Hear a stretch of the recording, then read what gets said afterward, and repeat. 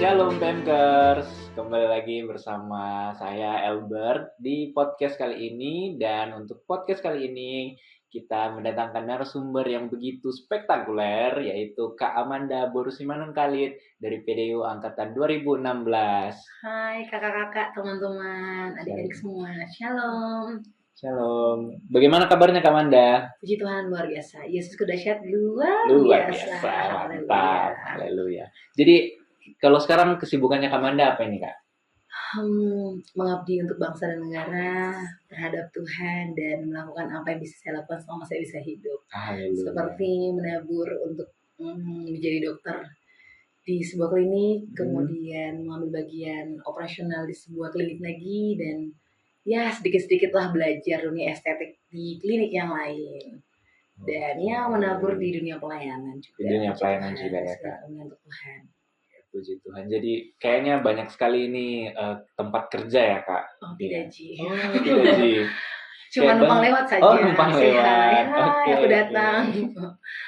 Oke, kalau di pelayanan Kak, kira-kira lagi ada komunitas rohani atau apa gitu Kak? Komunitas rohani palingan gereja ya. Di gereja self group. Oh di gereja. Oke Kak. Nah, kalau sekarang kan ya namanya kan ini audiensnya kan anggota PMK ini Kak. Jadi mau tanya-tanya lah sedikit bagaimana. Kira-kira bisa nggak Kakak sharing waktu dulu Kakak waktu jadi mahasiswa. Ada nggak sesuatu yang Kakak dapat di PMK dulu? Jadi mahasiswa, apa yang dapat dari PMK? Puji Tuhan, dalam setiap pertemuan dengan banyak orang ya, interaksi dengan komunitas, persekutuan atau apapun, pasti ada banyak hal Tuhan taruh di hati. Salah satunya di PMK belajar lebih berani untuk tampil ya. Ya guys, walaupun saya bentuknya seperti ini agak sedikit introvert juga ya. Introvert. Belajar untuk teman-teman lebih punya hubungan interaksi lebih banyak sama teman-teman, punya hati Allah untuk mengasihi banyak orang, karena keselamatan bukan buat kita aja, buat semua teman-teman. Apalagi di PMK, bersyukur Tuhan kasih wadah yang luar biasa, yang dimana teman-teman bisa menabur dalam segi pelayanan apapun di dalamnya. Dan pastinya kebanyakan orang-orang yang masuk dalam PMK itu orang-orang yang mulai dari awal, mulai dari kita belajar gimana sih cara memuji, menyembah, cara kita bermain musik dan banyak hal. Dan puji Tuhan di PMK ada banyak wadah untuk berlatih di dalamnya. Oke. Ya, tadi kan Kak Amanda sudah terkait dengan bagaimana waktu di PMK. Kalau sekarang Kak, kan Kakak sekarang sudah di dunia kerja. Kira-kira ada nggak perbedaan yang Kakak rasakan waktu dulu masih jadi mahasiswa dan sekarang sudah di dunia kerja?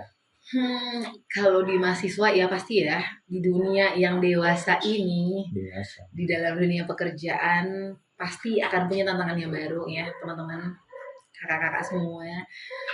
Kalau misalnya mahasiswa, namanya juga mahasiswa, pasti kita masih ada di bawah supervisi, masih banyak belajar, namanya juga belajar berarti pasti pernah salah. Dan di dunia mahasiswa pun tantangannya pasti beda sama dunia kerja. Kalau di mahasiswa, walaupun tantangannya adalah pendidikan, pergaulan, lingkungan, keluarga, tapi berarti dunia kerja tambahannya adalah dunia pekerjaan. Dan saya bersyukur dalam setiap hidup saya pribadi, Tuhan bawa terus di level-level yang berbeda. Dulu mahasiswa levelnya segitu, sekarang dibawa ke level yang segini, itu tidak mudah pastinya. Pasti ya pikul salib pun gak enak ya teman-teman ya, pikul salib gak enak, pasti jatuh bangun. Dan pastinya Tuhan cuma minta kita taat aja, sekalipun ketaatan itu pasti juga manusia ya, pasti harus melihat dulu, tahu dulu ini kenapa ya Tuhan, baru menjalankan. Tapi sekilas perjalanan hidup sampai ada di titik ini, perbedaan itu yang membuat saya semakin bersyukur bahwa hari-hariku dahsyat dan ajaib Tuhan buat, yang tidak pernah aku pikirkan Tuhan sediakan, yang tidak mungkin jadi pasti di dalam kehidupan saya. Bahkan dalam dunia pekerjaan, yang pekerjaannya pun tidak pernah saya pikirkan saya ada di dunia sekarang ini, bisa menabur banyak hal. Dan pastinya banyak hal-hal baru yang saya dapat di dunia pekerjaan. Terutama saya banyak belajar itu waktu saya di internship. Di internship udah lepas ya, itu masih mahasiswa nggak sih internship? Masih ya? Masih, ya udah alumni lah. Udah alumni fresh graduate. Oke. Di internship level baru yang benar-benar di luar nalar sih kalau saya bilang. Kenapa? Karena saya keluar dari zona nyaman saya, dari Makassar, dari rumah ini, dan kemudian keluar untuk menabur banyak di ladang yang lebih besar jangkauannya dan pastinya itu butuh keberanian. Saya mengambil DTPK dan tempat itu cukup daerah hutannya, desa-desa saya masuk sana. Di sana yang tidak pernah bawa kendaraan yang itu harus butuh latihan khusus ya, tapi saya lakukan itu. Kemudian berbaur sama masyarakat yang berbeda bahasa dengan saya, kemudian memahami budaya di sana, sampai pada akhirnya Tuhan izinkan untuk bisa menangkap apa yang tidak pernah saya pikirkan. Misalnya Tuhan bawa saya untuk melayani sebuah gereja, melayani hamba Tuhan di sana, melayani jemaat, melayani masyarakat setempat, bahkan melayani teman-teman yang beda agama di seberang. Karena Tuhan mengasihi semua orang, bukan hanya kita, tapi seluruh dunia Tuhan kasihi. Dan di saat itulah akhirnya Tuhan taruh di hati saya amanat agung yang lebih kencang lagi. Mungkin dulu lakukan, tapi kan cuma bisa menabur ruang lingkup Fakultas Kedokteran. Sekarang seluruh Indonesia, bahkan Tuhan bilang seluruh dunia. Dan mungkin tahun depan saya ada di Spanyol, di Argentina atau di mana, ya kita laksanakan saja di mana Tuhan bawa. Itu sih Kakak Albar.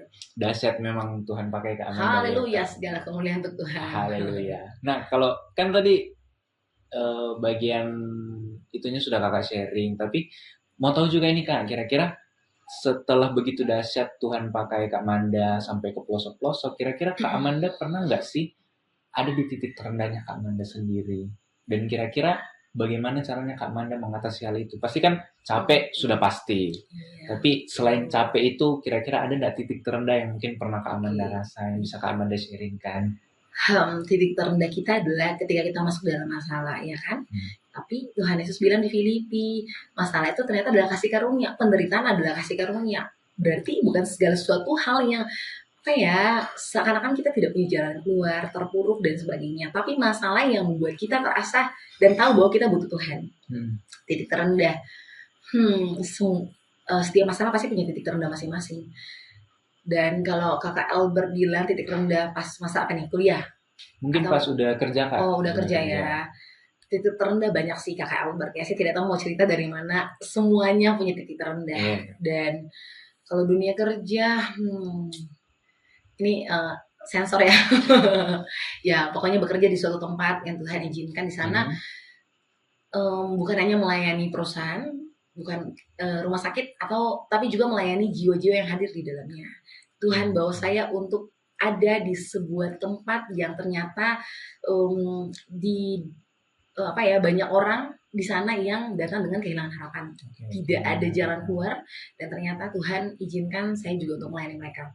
Titik terendah ketika melihat mereka ada di dalam zona yang mungkin buat mereka takut, kehilangan harapan, tidak ada masa depan dan sebagainya, tapi tidak ada orang yang mau datang untuk membantu, mendoakan, karena Tuhan bilang umatku binasa karena tidak berpengetahuan.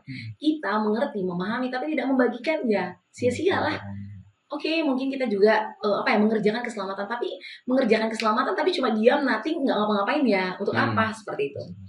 Karena pohon yang tumbuh tapi tidak menghasilkan buah, ya firman Tuhan katakan, apa gunanya kalau nggak ditebang orang? Garam tidak asinnya, apa gunanya kalau nggak diinjak orang? Di sana Tuhan bawa saya untuk punya hati, ya hati Bapak yang untuk lihat orang. Saya bilang sama Tuhan, Tuhan, saya kalau lagi duduk di bagian admission, terus saya bilang, Tuhan, ini mana ya? Tuhan izinkan saya layani siapa? Tiba-tiba Tuhan bilang, datang ke ibu sana, peluk dia, layani dia. Dan Tuhan bilang, pergi ke seluruh bagian rumah sakitmu, datang dan urapi. Jadi pernah saya subuh-subuh datang, saya urapi setiap lorong-lorong, setiap tempat-tempat, setiap pintu-pintu.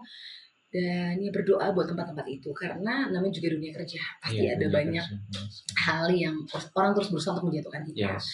Apalagi Tuhan izinkan ada di posisi yang sekarang, banyak orang yang mungkin pasti tidak suka. Secara jujur saya di kantor orang yang paling muda, termasuk orang yang paling muda dibandingkan semua orang.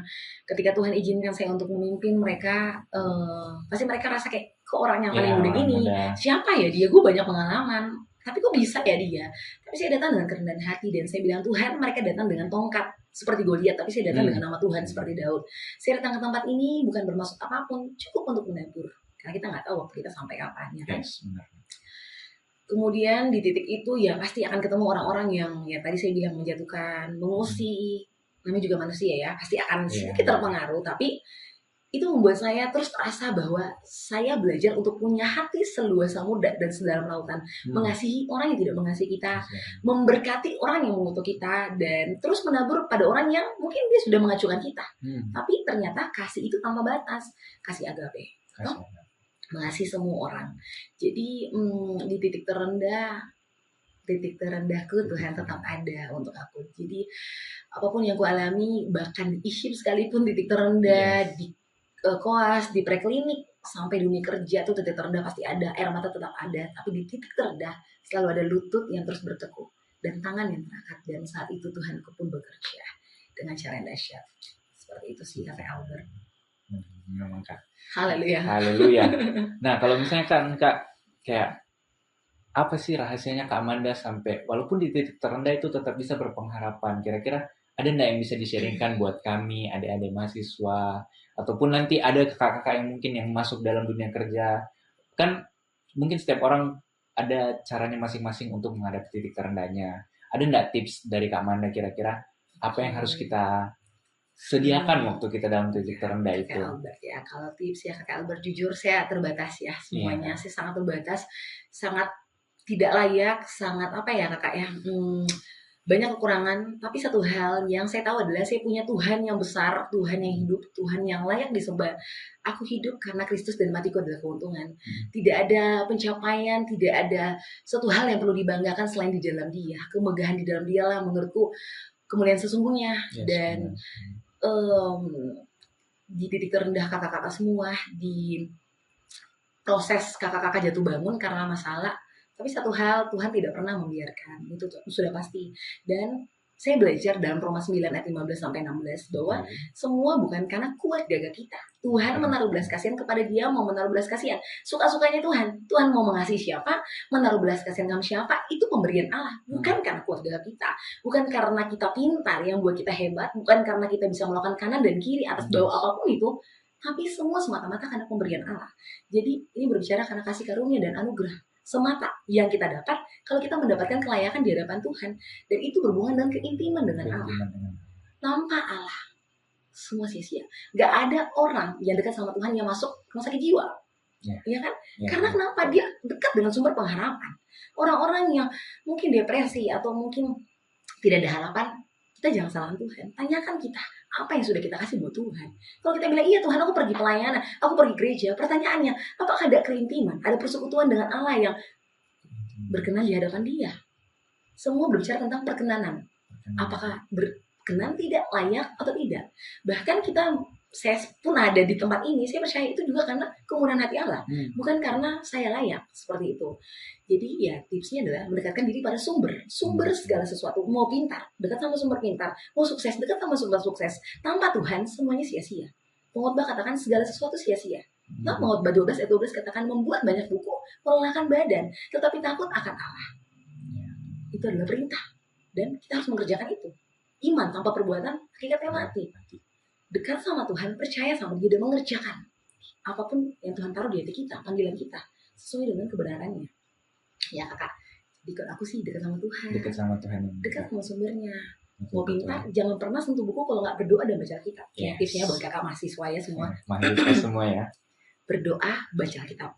Dulu waktu saya koas, waktu saya preklinik, secapek apapun saya pulang, saya tahu saya mau ujian, tapi saya tidak akan pernah berani sentuh buku saya kalau saya belum berdoa baca kitab. Sekalipun ujian gue tertidur nih ya, karena ya pasti kita udah menyembah, capek, udah menyembah, tiba-tiba tenang ya. Siapa sih yang menyembah? Pasti kayak kalau kita menyembah kan kita tercharge nih. Semua toxic, semua nggak berkenan nih, pasti Tuhan change dengan urapan, dengan kuasa, dengan sukacita baru, akan lebih tenang. Saya tidur, tiba-tiba Tuhan bangunkan subuh, terus kayak ampun Tuhan, waktu pun nih kayak kan tidur biayahan ya mahasiswa, kayak ampun Tuhan gue nyesel kenapa tidur, tapi Tuhan bilang lakukan semampumu, selebihnya biarkan aku bekerja. Jangan pernah paksa diri, karena bukan karena kuat gagah kita yang buat kita berhasil, jadi bukan karena kita pintar, karena kita belajar, tidak, tapi karena pemberian Allah. Jadi kejar dulu Tuhan, cari dulu kerajaan Allah, semua ditambahkan padamu. Jadi tipsnya berdoa, baca kitab, menyembah, mendekatkan diri pada Allah, dan melakukan kehendak Allah. Semuanya akan ditambahkan. Seperti itu kakak. Thank you Amanda. Memang ya jadi mahasiswa ya, jangan terlalu banyak baca buku textbook, tapi Alkitabnya sendiri dilupa untuk dibaca. Tidak apa sih kalau mereka mampu, asalkan iya. utamakan dulu Tuhan. Tetap utamakan Bible-nya yang dibaca Iya, dulu ya Kak. betul. Nah, kira-kira kalau gitu mau tahu nih Kak, pandangan Kak Amanda dengan kata pelayanan itu sampai Kak Amanda sangat berapi-api nih untuk melakukan Tidak juga pelayanan sih, bagi Kak. buat Tuhan itu Ya. kira-kira pandangan Kak Amanda terkait dengan kata pelayanan itu gimana sih Kak? Jujur ya Kak, saya merasa sangat amat tidak layak ya dengan Iya. tubuh badaniku yang penuh dengan dosa dan lumpur ini. Tapi pelayanan adalah keintiman dengan Allah, hubungan karib yang kalau saya pribadi buat saya punya energi baru, semangat baru, sukacita baru. Kalau mungkin teman-teman yang lain yang mungkin udah sering kenal atau bersama-sama, kadang-kadang kalau saya lelah, saya capek, bahkan di dunia perkuasaan dulu, di preklinik, bahkan di internship sekalipun, setiap saya lelah, saya pasti cari pelayanan. Bukan karena pelayanan kasih makan saya, tidak, tapi di pelayanan saya merasakan kasih Bapa. Di pelayanan tempat saya menyaksikan kuasa Tuhan yang besar. Karena ketika saya melayani, bukan saya, tapi roh itu yang bekerja untuk membangkitkan setiap jiwa dan membawa jiwa-jiwa untuk datang kepada Bapa. Dan pada saat itu saya cuma bisa terpukul dan katakan, wow, aku punya Tuhan yang besar. Saat itulah jatuh cintaku tercharge tuh. Gimana sih kalau kita dekat sama orang yang kita suka, pasti kayak oh my god, jatuh cinta, deg-degan yang kayak nggak sih dunia mau ngapain gue selama gue bersama dia, gue akan baik-baik aja. Fine-fine aja. Iya. Dan gitu juga dalam pelayanan. Di pelayanan aku melihat Bapakku bekerja, dan situlah jatuh cintaku terus berbunga-bunga, terus happy walaupun saya capek. Tapi ketika aku happy dengan orang yang aku cintai, yaitu Bapakku sendiri, aku kan baik-baik saja. Dan itulah yang aku dapat di pelayanan, keintiman, kerinduan, jatuh cintaku pada Bapak. Seperti itu. Nah, kalau misalnya dengan begitu Kak, kira-kira pernah nggak sih Kak Amanda ada di titik Kak Amanda merasa jauh dari Tuhan gitu Kak? Waktu dari pelayanan gitu, mungkin ada sesuatu hal yang bikin Kak Amanda kayaknya saya sudah jauh nih dari Tuhan. Ada nggak Kak? Oke, ya ini juga guys ya. Kalau kita pergi pelayanan, ya kadang-kadang kita kayak udah effort banget, fokus kita nih pelayanan banget, tapi kita lupa, oh aku nggak punya saat teduh dengan Tuhan. Kayaknya ragaku udah capek banget ya, habis-habisan nih pelayanan. Pelayanan itu mendewasakan kita ya, kakak-kakak teman-teman. Jadi kita bukan seakan-akan mentuhankan pelayanan, seakan-akan kayak gue udah pelayanan, gue pasti masuk surga. Tidak. Yang bikin masuk surga kita ya Tuhan. Aku jalan kebenaran dan hidup, Tuhan Yesus sendiri. Karena kelayakan dan belas kasih dia kepada kita. Tapi yang membuat kadang-kadang pernah ya sampai kayak aduh gue jarang nih satu dulu, kenapa ya, udah capek seperti itu, capek kerja, padahal pekerjaan adalah pelayanan kita, pendidikan capek ya pelayanan, semua itu, tapi kita lupa esensinya. Tuhan itu nggak butuh persembahan, Tuhan tuh orang yang kaya ya, dia bisa ngapain aja, batu pun bisa dia suruh untuk melayani dia, menyembah dia. Tapi yang Tuhan butuhkan persekutuan dan Allah. Terkadang itu melelahkan badanku, saya sibuk terpontang panting pelayanan, gue sakit, terinfus dan bla bla bla. Tapi setelah itu gue mikir kayak Yudi, aku udah menyembah Tuhan belum ya? Hari ini aku udah duduk belum di kakinya? Aku udah menyekakan kaki Bapakku dengan air mataku nggak sih dengan rambutku ini? Aku udah datang mengangkat setiap pujian penyembahan ke hadapan Bapak atau belumnya? Oh iya, itu cuma aku bawa pada saat aku pelayanan, pada saat aku di atas mimbar, worship leader, pada saat aku membawa firman dan sebagainya. Tapi ternyata Tuhan mau aku dan dia ada hubungan intim. Kayak misalnya aku sama kekasihku, aku pergi terus sibuk di pelayanan, terus nanti dia pasti nanya, hei kamu punya waktu nggak untuk saya? Bisa nggak kita berdua? Sama juga dengan Bapak. Bapak akan bilang terima kasih anakku, boleh nggak balik sini dikit? Aku mau bicara sesuatu nah, jangan kita menjadi seorang petinju atau penendang bola yang sembarang menendang. Kita bilang, oh Tuhan aku nih miring nih, aku kerja nih Tuhan. Itu dibandingkan dia cuma duduk-duduk aja. Tapi sini atletik yang benar-benar bekerja. Tapi Tuhan bilang, kamu tahu tidak targetmu di mana? Kalau kita nggak deket sama Bapak kita nggak akan tahu target kita kemana. Sehingga kita akan menjadi pelayan yang sembarang menendang bola. Sampai akhirnya nggak nyampe gol. Kenapa? Karena kita nggak melihat. Kita tidak terarah. Kenapa? Tidak mendengar. Tidak mendengar karena tidak terasa dengan suara Bapak kita. Karena tidak ada hubungan intim dengan Bapak. Dan itu sih yang pernah buat saya jadi kayak Yudi, saya tidak ini lagi, satu dulu lagi. Kenapa? Terlalu capek. Kadang-kadang pelayanan pernah sampai kayak jam 3 subuh, jam 4 misalnya kita doakan orang, tiba-tiba doa pelepasan atau apa-apa. Itu kan kita nggak bisa batasi, udah bangun nih, udah subuh nih guys, nggak bisa. Jadi didoakan gimana ceritanya. Jadi tetap laksanakan itu sampai selesai. Misalnya kita bawa firman, bawa firman tiba-tiba Kak boleh sharing nggak? Sharing. Ih, udah jam 1 malam aja nih, padahal besok saya kerja misalnya. Itu cukup lelah, tapi satu hal memang kita harus berhikmat guys. Pelayanan harus berhikmat. Tidak semua apa yang kita pikir baik itu membangun, dan tidak semua menjadi berguna.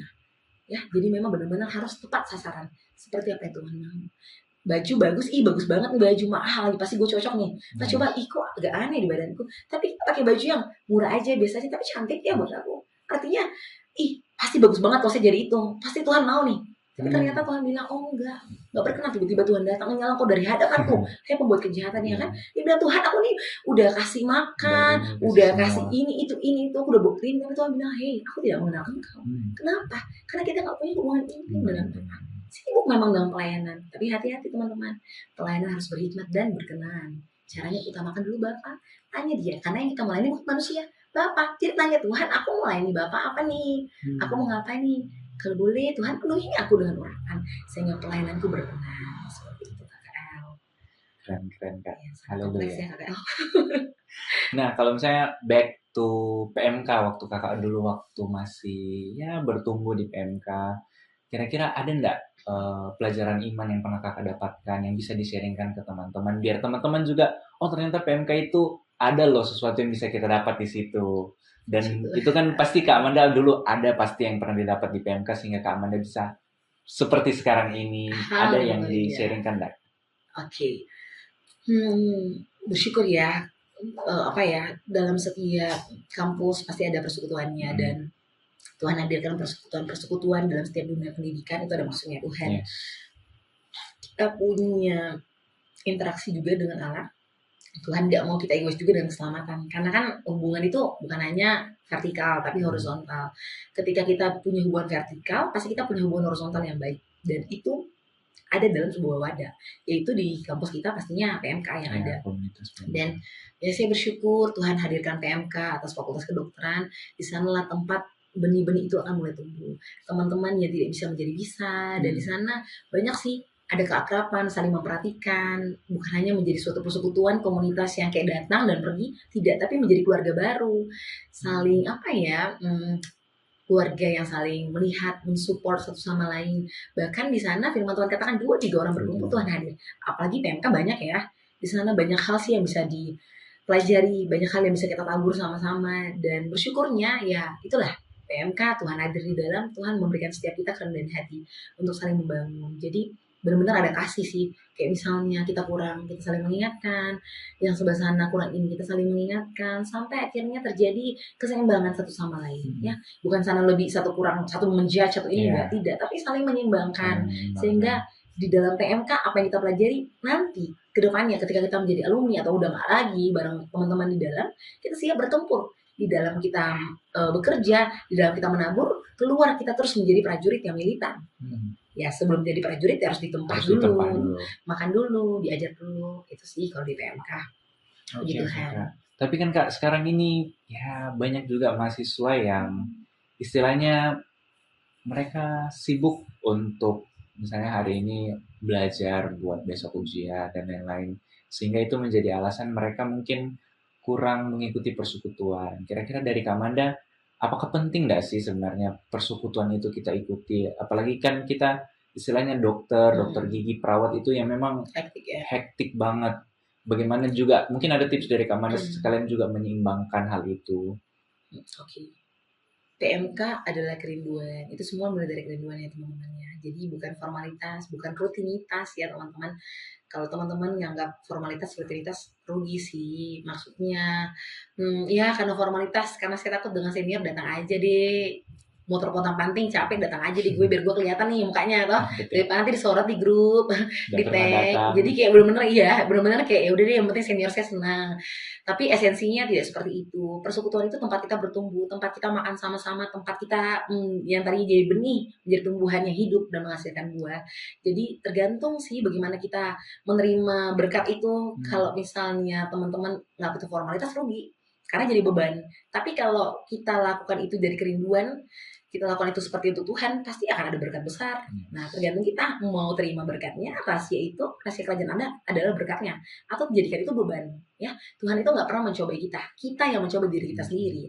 Kalau memang kita taruh di mindset kita itu adalah beban, ya jadilah beban seperti imanmu. Kalau kita taruh itu menjadi hal yang kayak ya sukacita atau sesuatu hal yang ini memberkati saya, sekalipun saya terpontang-panting capek, tapi namanya juga di pelayanan. Kalau saya sih saya tercharge banget ya di pelayanan yang tadinya 5 watt, udah lelah, tiba-tiba kalau bisa 1000 deh. Terus saya pulang, jadi kadang-kadang kalau saya melayani orang tuh kayak udah gini-gini, saya masih bicara dengan berapi-api sampai mereka kayak kamu habis ini makan apa ya? Kok bisa? Ya karena ada roh yang Ada orang yang dalam kita yang membakar, yang memberikan spirit baru, semangat baru. Dan itu sih esensinya. Kalau misalnya kita menganggap itu sebagai sukacita buat kita, jadi tergantung kitanya bagaimana menanggapi itu. Kalau kita datang ke sana untuk ketemu Tuhan ya pasti bersukacita. Kalau datang sana ketemu musuh pastilah kayak ih malas banget deh ketemu lagi senior itu misalnya. Ketemu dia lagi, belum lagi gue dievaluasi, habis-habisan deh saya tekanan batin misalnya. Ya itu tergantung hidup Anda sih. Kalau saya tidak bertanggung jawab. Seperti itu KKL. Oke, thank you Kak. Ini ada pertanyaannya menarik juga.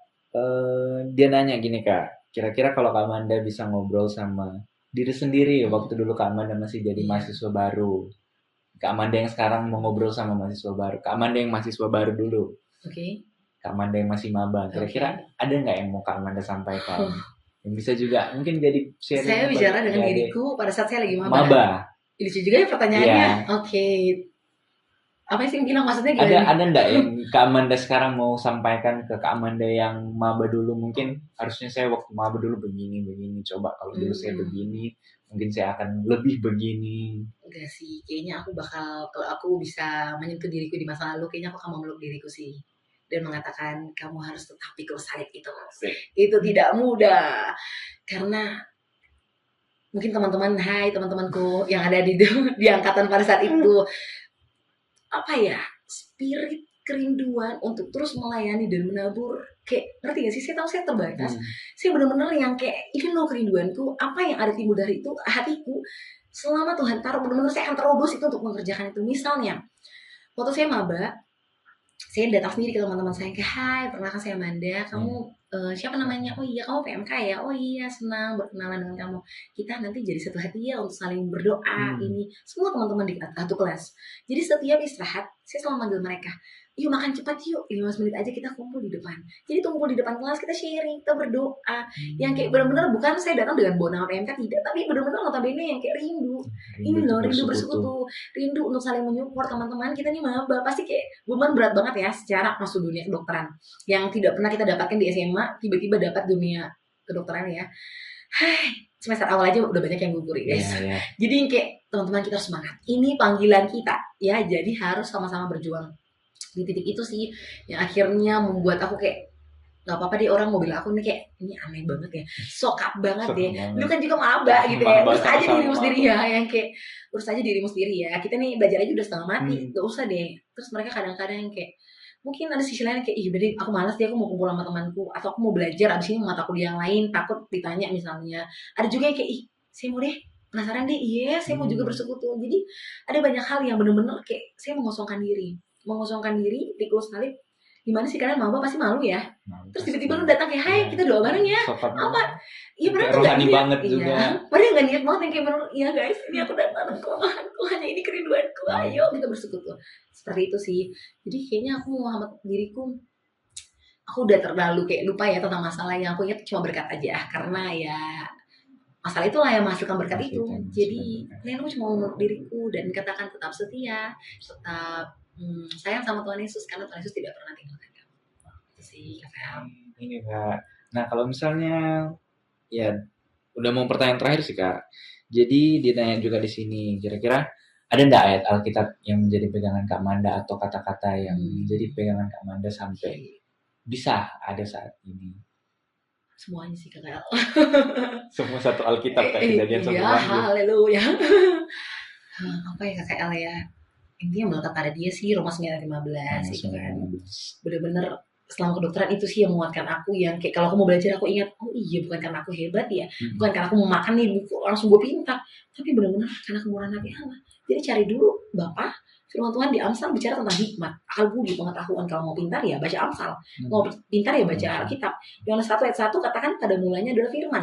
Firman itu bersama-sama dengan Allah dan firman itu adalah Allah. Jadi kalau kita mau dekat sama Bapak, sumber hikmat ya dekat sama firman. Jadi benar-benar harus baca firman sih.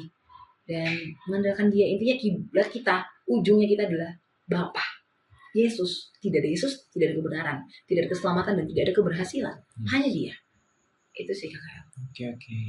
Ya, Jadi kayaknya sudah banyak ini Kak Amanda sharing dari tadi. Kira-kira sebagai penutup ini juga ada ndak kata-kata yang mau Kakak sampaikan kepada para penonton, kepada adik-adik maba, adik-adik preklinik maupun yang sudah sementara koas sekarang ataupun yang sudah baru lulus. Ada ndak yang Kak Amanda mau sampaikan ke mereka?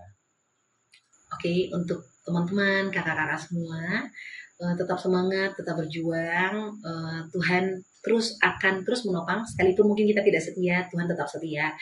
Kalau teman-teman sekarang saatnya lagi menangis, teman-teman saatnya lagi jatuh, ya tidak apa-apa, tetap bersabar. Satu hal teman-teman, yang kita cari di dunia ini bukan yang fana, tapi yang kekal, yang Tuhan mau. Ya, pikul salib memang tidak enak, didikan memang keras dan pasti menyakitkan. Tapi satu hal teman-teman, kemuliaan yang akan lebih besar itu tidak akan tergantikan. Dan itu yang kita kejar sekarang ini. Sama-sama kita berjuang, menopang, saling mendoakan. Satu hal, Tuhan tetap setia. Dia tidak akan meninggalkan kita. Dulu dia setia, sampai detik ini dia akan setia. Dulu kita nggak setia, sampai detik ini, walaupun kita nggak tetap setia, tapi dia tidak akan pernah berubah. Tuhan adalah Alfa dan Omega. Dia tidak akan pernah berubah.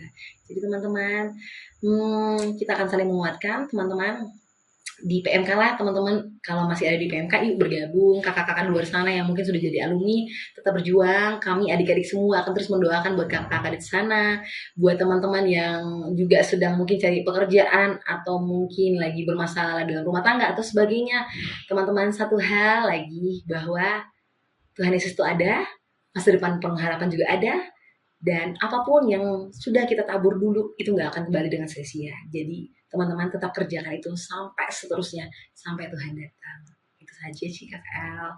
Tuhan berkati. Tuhan berkati. Thank you Kak Amanda, Tuhan berkati lebih Terima dahsyat kasih. lagi. Thank you semuanya. Sampai jumpa di podcast berikutnya dari PMK FKFK Unhas. Saya Albert Stewart Tagalung dan Kak Amanda, kami pamit undur diri. Terima kasih dan God bless us all.